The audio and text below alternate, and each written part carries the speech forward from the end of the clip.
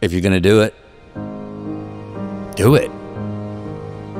Say what you can do. Do what you say. If you can't do it, don't say you can do it. Don't over-leverage yourself. Don't over-leverage a decision and then jump in and kind of dip a toe. I think I'll try it out. No, think if you're going to try it out beforehand, but when it's time to go, dive. Finish it. Find out.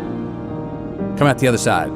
Don't leave it and go, ooh, if I just would have. That keeps me up at night. I think it keeps a lot of us up at night. When you half-ass something and you just don't know whether you failed or succeeded, got what you want or didn't get what you want. Finding out and looking in the mirror and going, I didn't half-ass it. I went all the way. I found out, and that ain't for me. Or I found out, and you damn right that is for me. That's a great place to get to. I think part of the challenges in life is a lot of us are running around half-assing ourselves, half-fooling ourselves, not full of ourselves, not studying ourselves enough, not holding ourselves to task enough, not patting our own self on the back when we do get what we want enough, not cracking our own whip on our backside when we do get out of line even though we knew better. I wish we were more full of ourselves that way. Someone said this to me before. Matthew, you're so full of yourself. And without thinking, I was like, well, who else am I supposed to be full of? That's a good line. And I stopped after. I was like, that's exactly what I meant. And I went and wrote that down. I wish more people were more full of themselves. I think we should take some time to be able to look in the mirror and own that thing that we pulled off and go, good job. That's what you wanted. That's what you got. At the same time, be able to, as we do more often, look in the mirror when we fail and go, bogey, you did not pull that off. Give others and yourself more credit. Happiness, you can't guarantee it, but there is a science to satisfaction. You can look at habits that engineered less pain in your life, maybe more pleasure, but at least less pain. And that's a win. So much easier to be supportive and gentle of other people than of ourselves.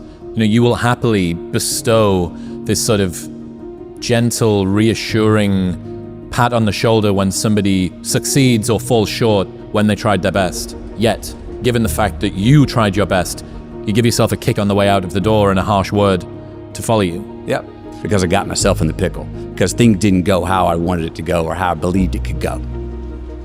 Life's the ironic tragedy. Life is pain. I'm the reason that I stepped in, which is also an asset. Even if someone go, why are you giving yourself so much credit for screwing that up? We're gonna make mistakes. You gotta own them. Then you gotta make amends. And then you gotta move on. Guilt and regret kills many a man before their time. So turn the page, get off the ride. You are the author of the book of your life. There are habits that I notice of things I take care of in my life, health-wise, faith-wise, father-wise, husband-wise. If I'm doing that consistently, there's less valleys. The ironic tragedy is that life has to be lived forward, but only makes sense in reverse. But when you look back, we can all connect every single dot. It's mathematical, scientific, how we got to this table right here. It's all connected if we go back and look at it. And there's a whole lot of, I thought that was the end. Well, it was the end, but it was the beginning of this thing.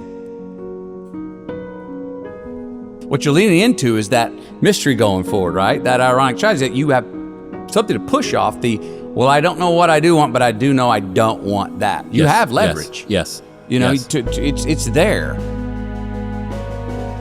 We always say, well, who are you? Once you figure out who you are. And I try not to ask my kids that now. Well, I want you to know who you are. And a part of that who's helped me is Bob Dylan's lines, like, I don't know what all this talks about who we are, man. We are all just what we create ourselves to be. And that gives me a little, that's relaxing. But it's so much easier to figure out who you're not. And if you start eliminating the who I'm not, by sheer mathematics, you end up moving toward more of what feeds you and who you are. And it's a hell of a lot easier thing to go, how can I get rid of some bullshit in my life, than it is to go, well, how do I go to my true self? Do I want to press the accelerator more quickly, or do I want to take my foot off the fucking brake? Sometimes the hard work and the endurance and the elbow grease, the work harder we were talking about, that hustle is not the way out. Sometimes it's I need to back up, laugh, have a sip of my favorite whatever, and dance my way through the raindrops out of this sun. And even looking at the things that are bad and going, oh, thank you. Appreciate that. I think one of the themes of your worldview that I've become familiar with is alchemizing bad times into good ones. A reminder that things that seem bad can end up being good. How can people, or how do you have more of that perspective during a hard time?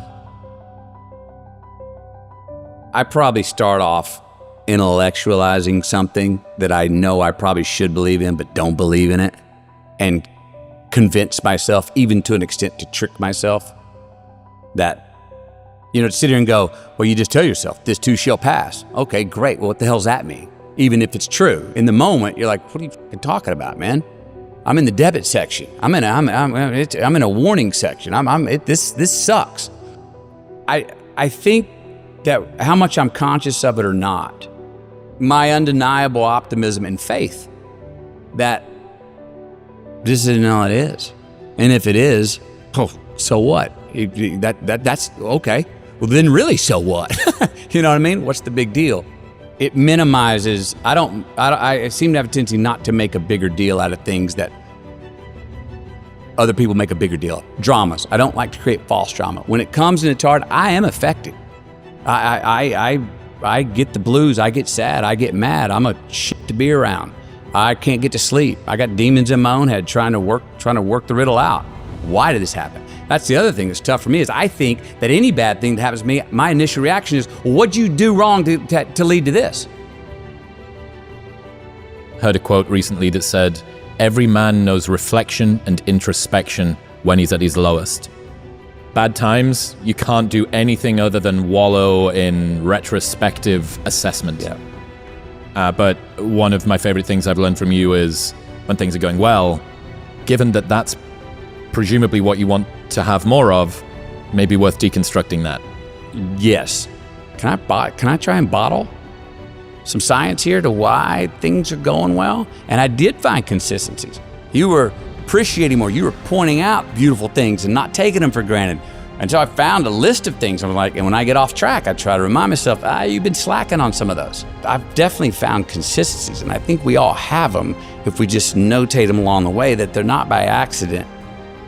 Let's cheers. Let's have a cheers on the way for all the things that will work for when we have going right. Also knowing that it's not forever, that we will have a mountain to climb here shortly.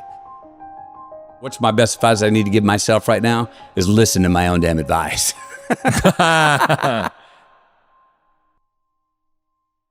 Well, we used to look up in the sky and wonder at our place in the stars. I want to skip the flattery and the attaboys, because I do know this. The sooner that we become less impressed with our life, with our accomplishments, with our career, with whatever that prospect is in front of us, the sooner we become less impressed and more involved with that and these things, the sooner we get a whole lot better at doing them. It's like we've forgotten who we are now. Explorers, pioneers, not caretakers. Now, why do you pursue things that scare you? Why seek the role that's hard? Because it costs me something. Because it costs. It comes with a price. It's not really a risk unless you lose the fight. I feel more alive in them. I have an experience in the making of them. I'm nervous every day I come to work. There are things you can get away with in this world, and there are things you can't. Life is not easy. It is not. Don't try to make it that way. Life's not fair. It never was. It isn't now, and it won't ever be. Do not fall into the trap, the entitlement trap, of feeling like you're a victim. You are not. Get over it and get on with it. And yes, most things are more rewarding when you break a sweat to get them. I feel like when I nail a day and I knock it and I know I did, I feel like, yes. I have a measure at the end of the day of like, you set out to do something, you prepared for it, you had intention, and you did it. That gives me gratification. That makes me feel, gives me significance. That gives me confidence. So be brave, have courage, and when you do, you get stronger, you get more aware, You get more respectful of yourself and that which you fear. I want to talk about our opponent this afternoon. They're bigger, faster, stronger, more experienced. And on paper, they're just better. And they know it too. But I want to tell you something that they don't know. They don't know your heart. What, because heading out there is what I feel like I was born to do? And it excites me. Just because you can? Nah, come on. It's not a good enough reason to do something. Even when it means having more. Be discerning. Choose it because you want it. Do it because you want to. It's on you. It's on you.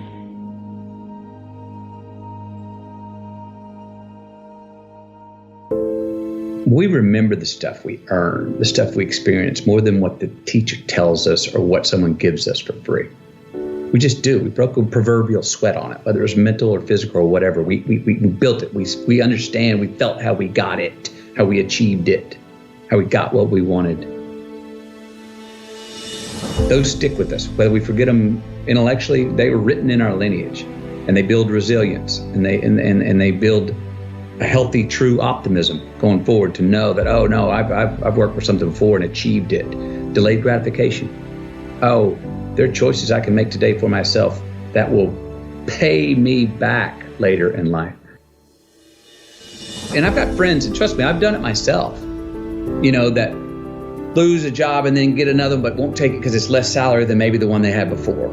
And all of a sudden find themselves 3, 4, 5, 6, 7, 8 years, a decade later going, they're still stuck. They didn't do anything. They're still saying like, no, I'm going to find that thing. And I'm going like, you missed a decade, man. Just go do that one that you love to do that maybe was going to pay you less because you'd at least been building something through the day. And who knows what that would have led to? Maybe that would have led to something where you're getting paid 5 times more than you were, doing something else you love even more. So sometimes it's not even about what choice we make. Just make a choice and commit to it and go and dive in. So while we're here, and they're gonna run across the Jumbotron, let's make it a place where we break a sweat, where we believe, where we enjoy the process of succeeding in the places and ways that we are fashioned to, where we don't have to look over our shoulder because we're too busy doing what we're good at, voluntarily keeping our own counsel because we want to, traveling towards immortal finish lines. We write our own book, overcoming our fears. We make friends with ourselves. And that is the place that I'm talking about. From the soles of your feet, with every ounce of blood you've got in your body, lay it on the line until the final whistle blows. And if you do that,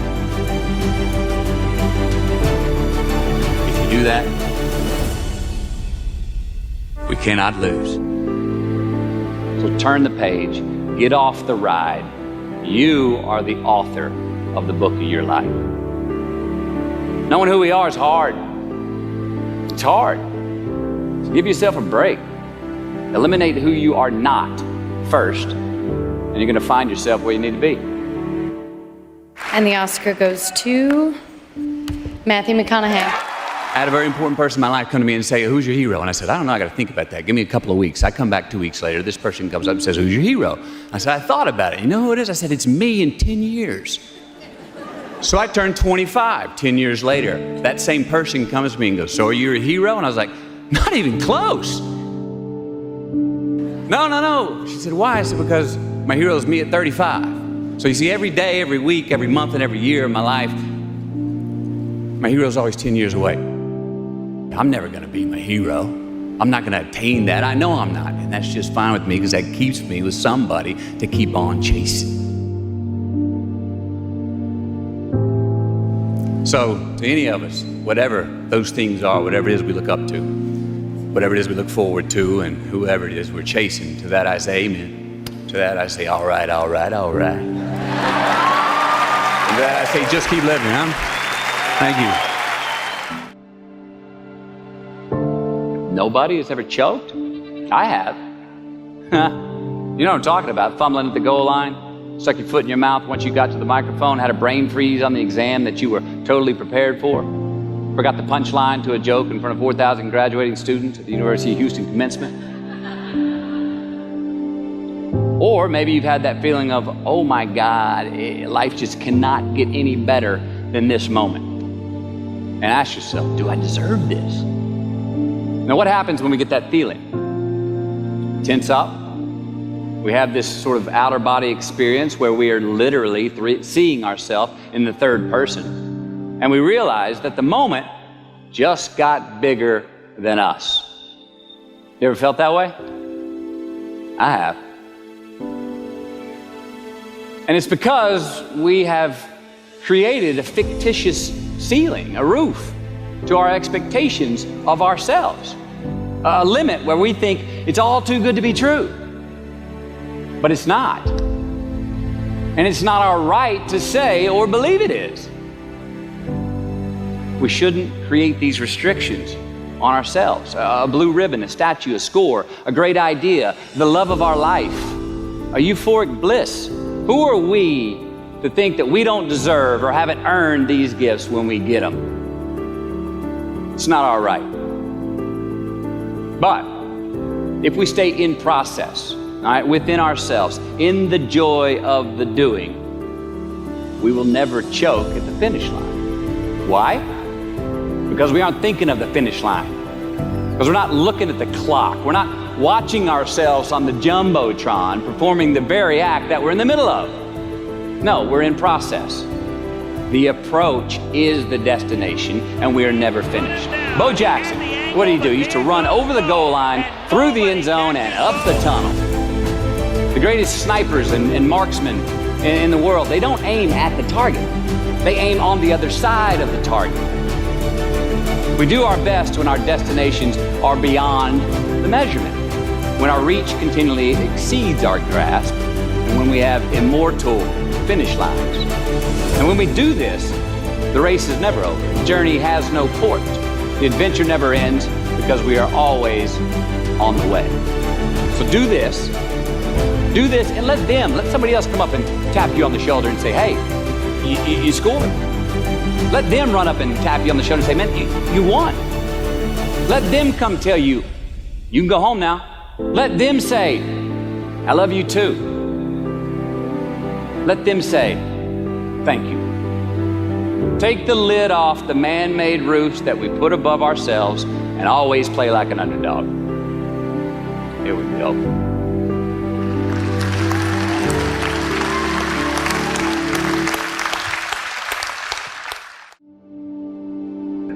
Responsibility of freedom and the freedom in responsibility. Life's more than just straight Saturdays with as much cake as you want to eat. It just is. You will see how long you last doing that if you really do it. You won't last that long. Responsibility is appreciation of a past. It's building of a lineage. It's investing in ourselves. It's investing in something we started to build yesterday that we want to take into tomorrow. There's a response that gives us freedom.